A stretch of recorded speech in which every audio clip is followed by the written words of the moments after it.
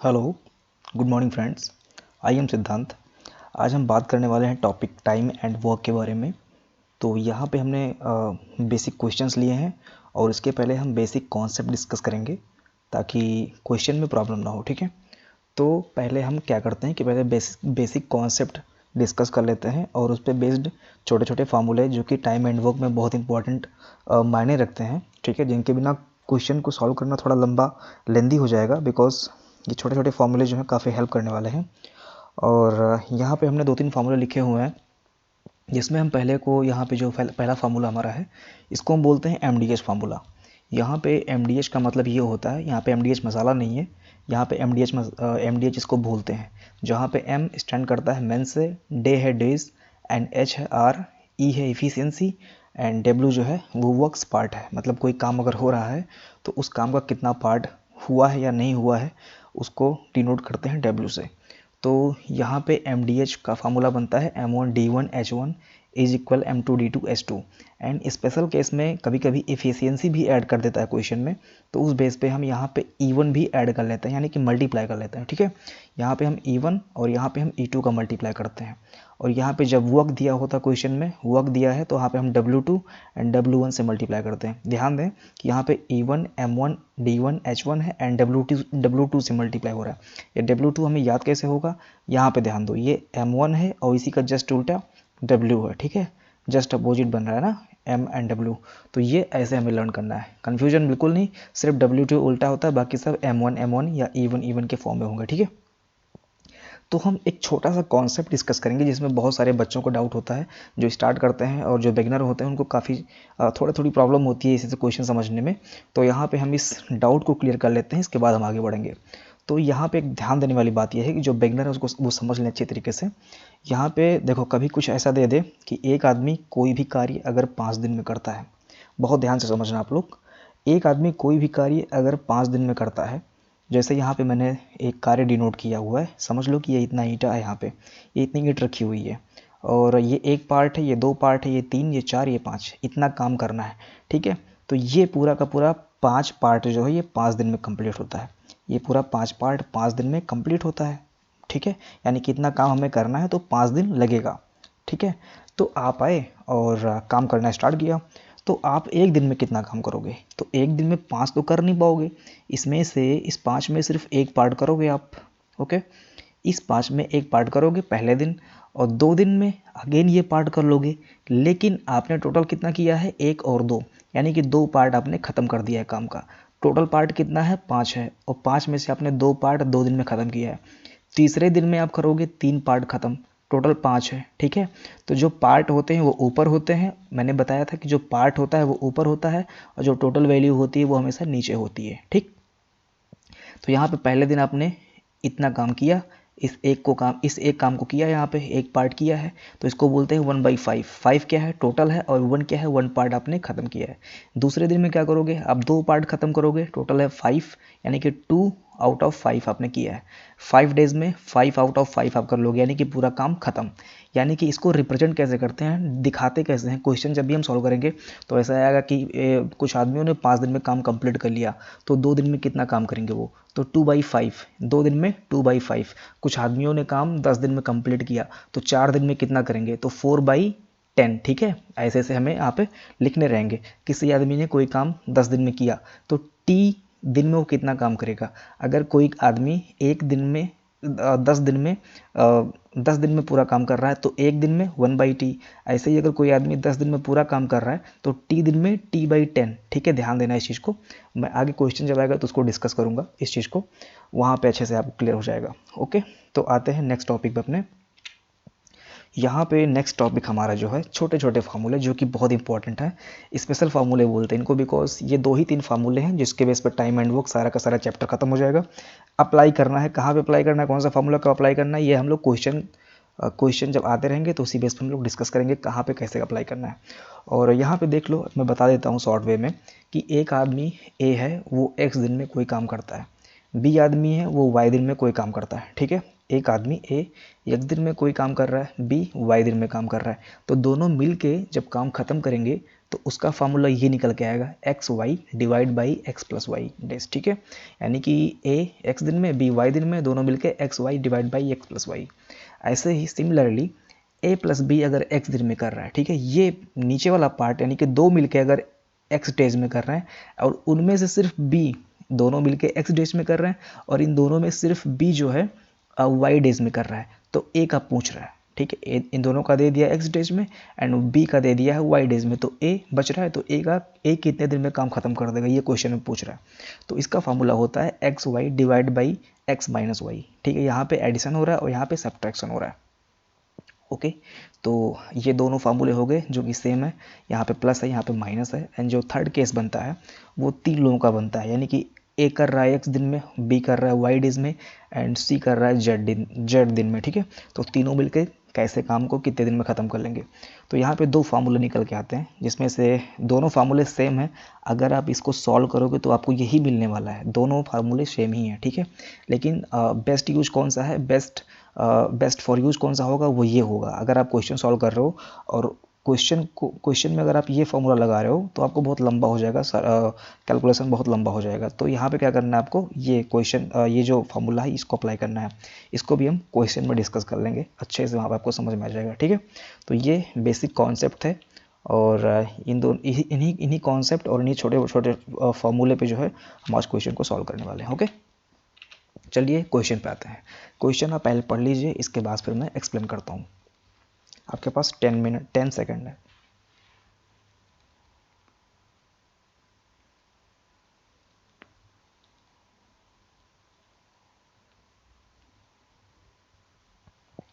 Okay, question पढ़ते हैं।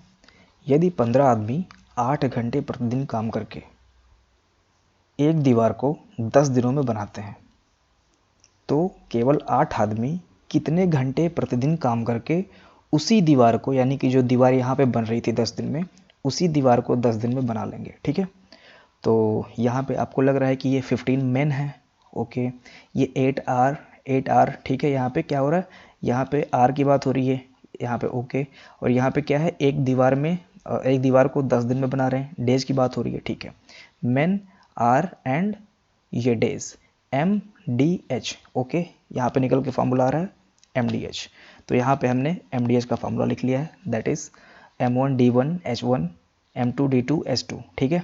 तो यहाँ पे हमने जस्ट वैल्यू को पुट किया है क्वेश्चन के अकॉर्डिंग, M1 D1 H1 यहाँ पे मैंने लिख दिया है। और यहाँ पे H2 की वैल्यू पूछ रहा था कितने घंटे, यानी कि R की वैल्यू पूछ रहा है और ये जस्ट मैंने वैल्यू को वहाँ पे पुट किया है एंड सॉल्व किया है। तो x इज इक्वल 15R, जो कि ऑप्शन नंबर डी यहाँ पे हमारा सही है, ठीक है। नेक्स्ट क्वेश्चन पे आते हैं और क्वेश्चन को पहले आप पढ़ लेना।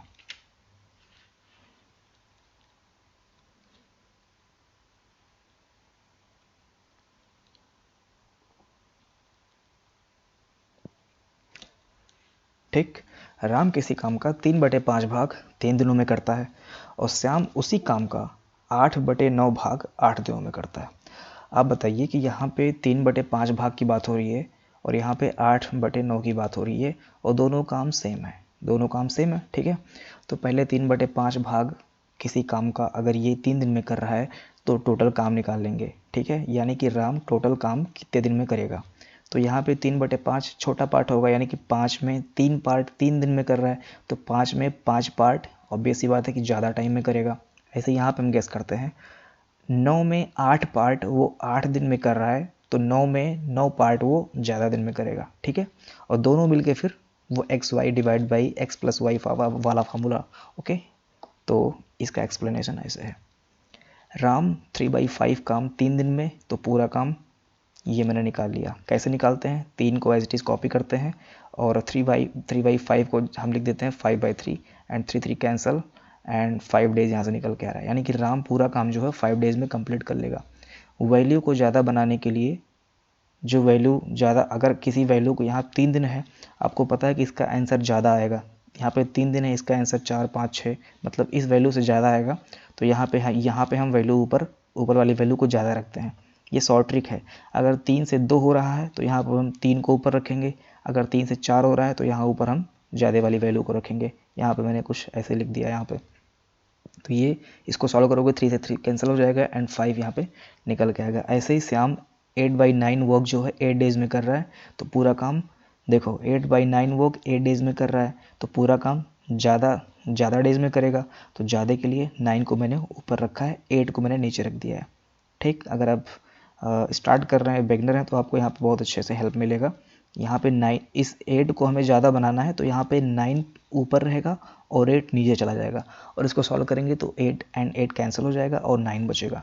यानी कि राम जो है ये 5 दिन में काम कंप्लीट कर रहा है और श्याम जो है ये 9 डेज में काम को कंप्लीट कर रहा है। तो दोनों मिलकर कितने दिन में कंप्लीट करेंगे, इसका फॉर्मूला हमको पता ही है, XY divide by X + Y and put the value and find the answer. यहाँ पे कैंसिल करने के बाद में आपको 3 एंड 3/4 दिन आपका आंसर हो जाएगा, जो कि ऑप्शन नंबर डी सही है। ठीक है, नेक्स्ट क्वेश्चन आप पढ़ लीजिए पहले।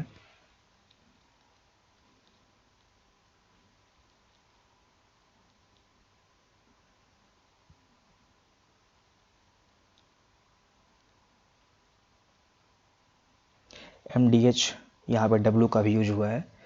W आपको तो दिख नहीं रहा होगा, लेकिन यहाँ पे W ये चीज़ होती है। यहाँ पे मैन है, 5 मैन है, 6 डेज हैं, ये R है, और ये 10 खिलौना। यहाँ पे ऐसे बोल देगा 10 काम, तो 10 काम यानी कि 10 खिलौना। खिलौना बनाना क्या है, काम ही तो है। एक तरह से आप खिलौने जब बना रहे हो तो काम कर रहे हो, तो यहाँ पे वही W की वैल्यू ये हो जाएगी। ठीक है, और आपको ये भी पता होगा कि MDH में जब M1 होता था तो W2 होता था, यानी कि जब हम M1 लिखेंगे तो W2 लिखेंगे। यानी कि यहाँ पे जो ये W1 वाली वैल्यू है वो इस साइड जाएगी, और इधर वाली जो W वाली वैल्यू है यानी कि 16 वो इस साइड आएगा। ठीक है, तो सॉल्यूशन देख लेते हैं इसका। M1 D1 H1 W2। Okay, यहाँ पे मैंने क्या किया है, इस W2 को मैंने क्रॉस मल्टीप्लाई करके जो है क्रॉस मल्टीप्लिकेशन के अकॉर्डिंग इधर भेज दिया है डिनोमिनेटर में इसके, और इस W1 को इधर ला दिया है। दोनों सेम ही है। यहाँ पे एक्चुअली क्या हो जाता है कि M1 D1 H1 divide by W1, ये थोड़ा देखने में अच्छा लगता है। यहाँ पे अपोजिट हो जा रहा है और यहाँ पे क्या है, दोनों सेम ही है। तो दोनों फार्मूला सेम है, आप इसे आप तो लर्न कर लो या तो आप इसे लर्न कर लो, दोनों सेम ही है, कोई डाउट नहीं इसमें। ठीक है, और यहाँ पे फिर हमने जस्ट वैल्यू को पुट किया है, और यहाँ पे वैल्यू पुट करने के बाद में यहाँ पे आपको x डेज की वैल्यू फाइंड करनी है। x डेज की वैल्यू सॉल्व करोगे आप, तो अभी मैंने सॉल्यूशन यहाँ पे दे दिया है, तो जस्ट x = 3 आंसर हो जाएगा आपका, 3 दिन। ठीक है, 3 डेज आपका आंसर हो जाएगा, जो कि ऑप्शन नंबर ए यहाँ पे सही है। Next question.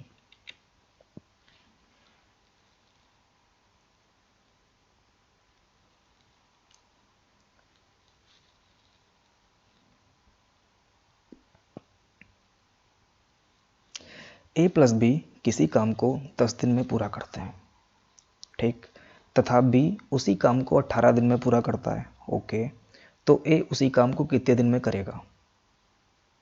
याद आ रहा है आपको, मैंने फॉर्मूला बताया था इस पे। A + B किसी काम को अगर 10 दिन में कर रहा है और उसमें से B अगर 18 दिन में कर रहा है, तो A कितने दिन में करेगा। इसका फॉर्मूला था XY divide by X - Y। ठीक है, आपको वैल्यू पुट करनी है, जस्ट वैल्यू पुट करनी है और आपको आंसर मिल जाएगा। तो इसका फॉर्मूला ये रहा, एंड वैल्यू को हमने पुट किया है, एंड आंसर जो आ रहा है वो 45 डिवाइड बाई 2 आ रहा है। देखो, A + B 10 डेज, जिसमें से इस B को दे दिया है B = 18 डेज, तो ये A बच रहा है और इसी A की वैल्यू हमसे पूछ रहा है। तो A = XY divide by this and put the value and find the answer, that is 45 divide by 2, and option number B हमारे यहाँ पे सही है। ठीक है, नेक्स्ट क्वेश्चन पे आते हैं। क्वेश्चन आप पढ़िए पहले।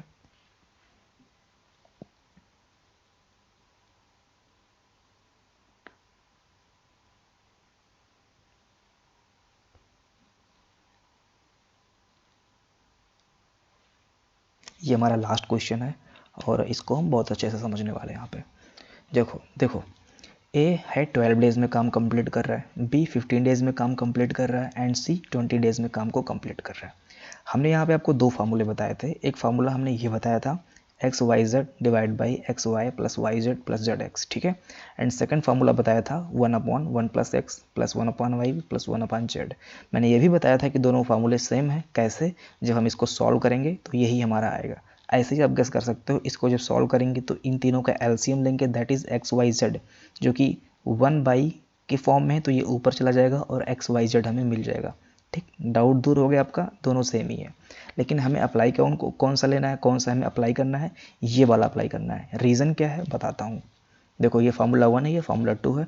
पुट इन 1, जब वैल्यू को हम फार्मूला 1 में पुट करेंगे तो ऐसे ही पुट करेंगे। देखो 12, 15 एंड 20 एंड तीनों का मल्टीप्लाई करना पड़ेगा। डिवाइड तो हम कर नहीं सकते हैं क्योंकि यहाँ पे प्लस आ रहा है, डिवाइड हम नहीं कर सकते। यहाँ पे मल्टीप्लाई होता तो हम फटाफट डिवाइड कर लेते, लेकिन प्लस होने की वजह से हम डिवाइड तो कर नहीं सकते। यानी कि क्या करना पड़ेगा हमें, इन तीनों का मल्टीप्लिकेशन एंड यहाँ पे भी मल्टीप्लिकेशन करके ऐड करना पड़ेगा।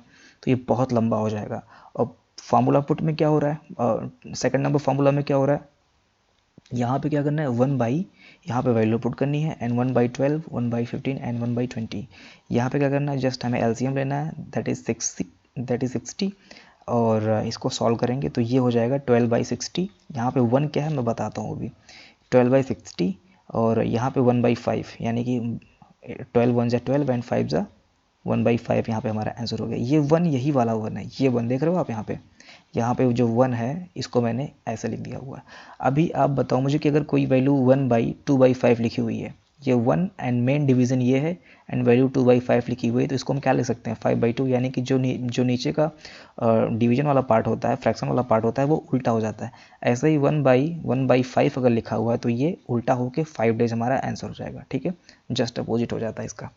तो आप यहाँ पे देख रहे हो कि जब हम ये वाला फार्मूला यूज़ करते हैं, बहुत सारे बच्चे जो स्टार्ट करते हैं वो यही वाला फार्मूला यूज़ करते हैं क्योंकि देखने में इजी लग रहा है और लर्न करने में भी इजी है। इसमें वैल्यू पुट कर देते हैं और ये मल्टीप्लाई करते रहते हैं और बाद में क्या होता है, डिवीजन देने में टाइम का बहुत ज़्यादा कंज्यूम हो जाता है।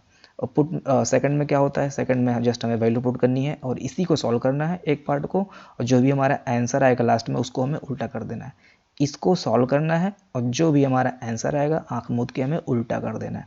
यहाँ पे 1/5 आया है, मैंने उल्टा कर दिया है, 5 हमारा आंसर हो गया। ठीक, ये लास्ट क्वेश्चन था और क्वेश्चन और मैं लाऊंगा बट थोड़ा थोड़ा भी शॉर्ट वीडियोस ला रहा हूँ ताकि आपका इंटरेस्ट बना रहे और आप वीडियो को पूरा देखें। अगर आपको अगर वीडियो आपको पसंद आ रहा है तो आप इसे सब्सक्राइब कीजिए और चैनल को ग्रो करने में हेल्प करें। Okay, take care, bye bye, thank you.